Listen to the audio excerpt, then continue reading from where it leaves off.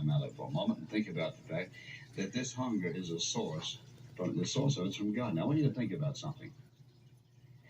When does this hunger come into a person's life? We would normally say when you trust Jesus as your Savior, but I believe it's before that. I believe that when a person is born into this world, remember there's a state, there's a season in a young child's life when they're absolutely innocent. And nobody can tell when someone else reaches past that stage. But I do believe that God places in every single human being a desire for himself. Now listen carefully. You say, well, if God creates in a child's heart a desire for him, then why don't we all feel that? Here's the reason. There are probably a couple of things. For example, let's say that a child grows up in a home where the parents are Christians.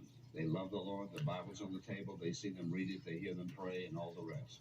It doesn't take very long for that child to realize that God is somebody real to my parents.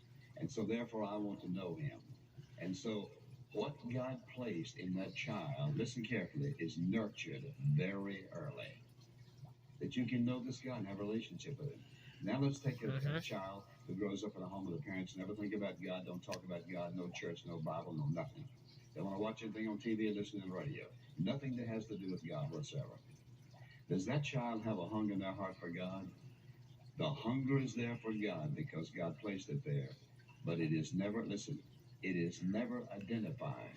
And the child doesn't know that. And so what happens? That child grows up, and what happens is that child directs their attention to the things of the world because that's what their parents do. That's what other people do.